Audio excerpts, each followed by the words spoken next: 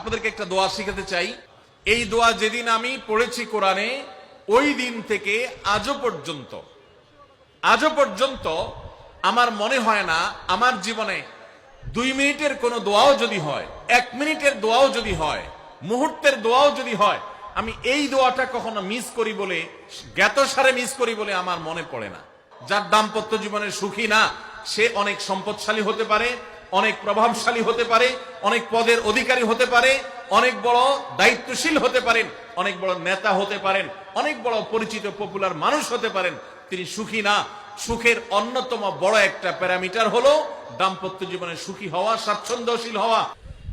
সুখী দাম্পত্য জীবনের জন্য পুরুষ এবং নারী উভয়ের জন্য সর্বপ্রথম এবং প্রধান করণীয় হলো আল্লাহ তাআলার কাছে অনেক আগে থেকে দোয়া করতে থাকা, দরখাস্ত সাবমিট করা যে আল্লাহ, আমার পরিবার, আমার স্ত্রী, আমার অনাগত সন্তান সন্ততি যারা আসবে আমার বংশে, আমার ঘরে, আমার সংসারে, আমার পরিবারে, আল্লাহ আপনি তাদেরকে নেককার, তাদেরকে মুত্তাকিদের ইমাম এবং তাদেরকে এমন মানুষ বানিয়ে দেন যেন তারা চক্ষু শীতলকারী হয়। আপনাদেরকে একটা দোয়া শিখাতে চাই।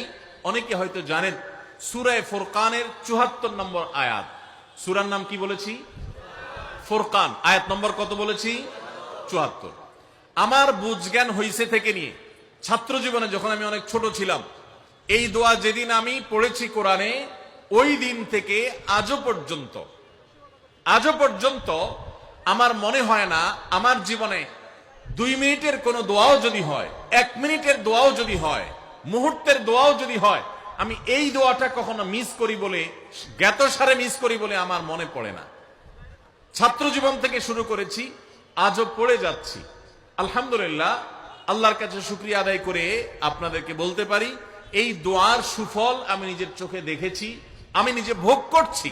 এজন্য আপনাদেরকে আমি বলতে চাই, বিবাহিত হন কিংবা অবিবাহিত হন, আপনার দাম্পত্য জীবনের সুখের জন্য সর্বপ্রথম এবং প্রধান করণীয় হলো এই দোয়া। এর বাইরে আরো সাধারণভাবে আল্লাহ তাআলার কাছে দোয়া করতে থাকা, যেন আল্লাহ তাআলা আপনাকে এমন একজন জীবন সঙ্গী দেন। মা বোনরা দোয়া করবেন জীবন সঙ্গী, আপনারা দোয়া করবেন এমন যেন জীবন সঙ্গিনী দেন, যে জীবন সঙ্গী আপনার চোখ জুড়ানোর মতো হবে। দেখুন, আল্লাহর ভাষা এমন যে এই ভাষা তো অলৌকিক, এটাতে কোনো মানুষের ভাষা নয়। দোয়ার ভাষ্য লক্ষ্য করেন, আল্লাহ শিক্ষা দিচ্ছেন আমাদেরকে, রব্বানা হাবলানা মিন আজওয়াজিনা ওয়া যুররিয়াতিনা কুররাতা আয়ুন। হে আমাদের রব, আমরা আপনার কাছে এমন স্ত্রী চাই, এমন সন্তান চাই, এমন পরিবার চাই, যেই পরিবারের সদস্য, আমার স্ত্রী, আমার সন্তানরা আমার নয়ন জুড়াবে, আমার চোখ জুড়াবে, এরকম মানুষ চাই। একটু ভাষাটা লক্ষ্য করুন। আমরা সাধারণত দোয়া করলে কি চাই? আমরা এক একটা দিক চাই।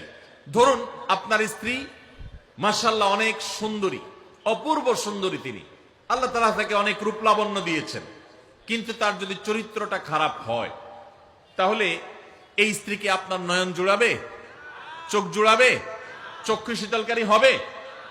আপনার স্ত্রীর চরিত্রও ভালো, দেখতে শুনতেও মাশাআল্লাহ সুন্দর, কিন্তু পড়ালেখা নাই, বুদ্ধিশুদ্ধি নাই, একটু বেকুব কিসিমের, তাহলে কি আপনার চোখ জুড়াবে?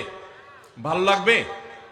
আপনার স্ত্রী শিক্ষা দীক্ষাও আছে, জ্ঞান গরিমায় মাশাআল্লাহ তিনি ভালো, রিচ, সমৃদ্ধ, আবার চেহারা সুন্দর, আবার তার মধ্যে তার চরিত্রের সমস্যা নেই, কিন্তু সমস্যা কি?